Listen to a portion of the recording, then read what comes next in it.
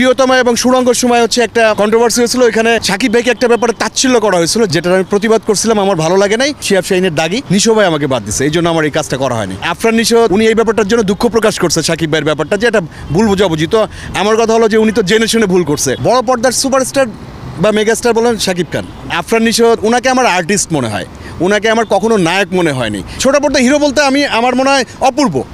ঈদে আপনার কয়টা ছবি মুক্তি পেয়েছে? ঈদে আমার হচ্ছে 3টা সিনেমা। একটা হচ্ছে বরবাদ, সবার আগে আগাইতে হবে, বরবাদ ইন্টারন্যাশনাল একটা সিনেমা, এটা নিয়ে কারোর সাথে কোনো তুলনা করা যাবে না। তারপরে জঙ্গলি, তারপরে হচ্ছে আপনার চক্কর।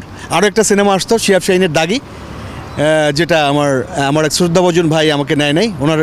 উনি কোনো একটা ব্যাপারে না, সাকিব ভাইয়ের ব্যাপারে উনি কিছু একটা বলছিল, যেটা আমি প্রতিবাদ করছিলাম, আমার ভালো লাগে নাই। যেটা ওনার ব্যাপারে বললেও আমি প্রতিবাদ করতাম, এই জন্য উনি হচ্ছে আমাকে দাগি থেকে একজন আর্টিস্ট, শ্রদ্ধাভাজন আর্টিস্ট আমাদের নিশো ভাই আমাকে বাদ দিচ্ছে, এই জন্য আমার এই কাজটা করা হয়নি।